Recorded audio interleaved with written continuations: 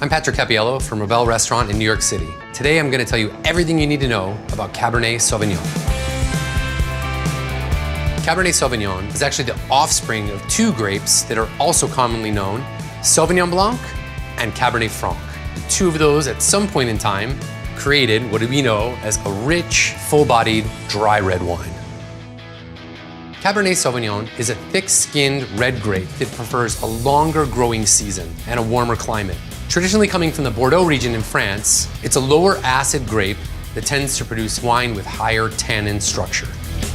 Cabernet Sauvignon is one of the most widely planted grapes in the world, and we find the grape in a myriad of wine regions, but two of my favorite regions are the Napa Valley and Bordeaux. In the Napa Valley, I especially love the wines from Cathy Corison. It tends to be more fruit-forward, it's rich and ripe in style. Still full-bodied and great tannin structure, they're some of my favorite Cabernets in the world. And then there's Bordeaux. Without a doubt, the best place to have Cabernet Sauvignon. The wines from Bordeaux are earthy, rich, powerful, age-worthy wines. Truly spectacular. Chateau Margaux, if you can afford it, is one of the best and brightest. The traditional glass is known as a Bordeaux glass, or a Cabernet glass, but it tends to be a thinner, taller red wine glass. The Pinot Noir glass, or the Burgundy glass, is a little bit more round and fat. The aromatics from Cabernet tend to be very rich and powerful, and I find if you put it in a glass that's too wide, it can almost overstimulate the aromatics.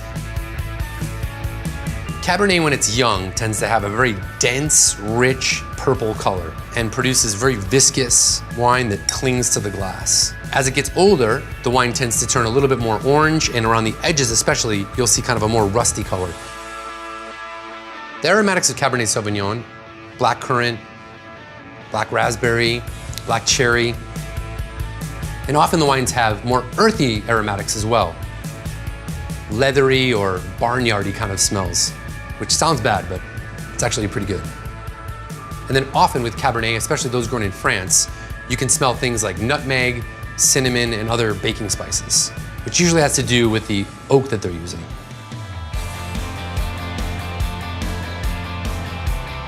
Initially, it's very much about the tactile sensation. Tannin is the one thing that you experience, especially when Cabernet is young. It's that feeling where your lips kind of stick to your teeth, some rigid, almost sandpaper-like feelings. And that's that skin of the grape that's so thick that we spoke about, and also the interaction with the oak that gives the wine those tannins. Because of those tannins, Cabernet has great ageability. And for the flavors, we see very much a lot of the mirroring of those fruit flavors and those earthy flavors that we got when we were smelling the wines. Cabernet Sauvignon is great with a wide variety of foods, but I tend to like it best with meat. That tannin that we spoke about, that really helps to cut through the fattiness that you get on like a ribeye or like a lamb chop. Any foods that are rich and dense tend to go really well with wines that are rich and dense. For me, Cabernet Sauvignon is one of the most exciting grapes. It's a wine that drinks really well when it's young, and it's also a wine that you can age. So if you have a special occasion like a birth or an anniversary, it's a good bottle to buy and hang on to and drink it many years in the future. I'm Patrick Cappiello from Playboy.com. If you like this video And you want to see more just like it, click the subscribe button.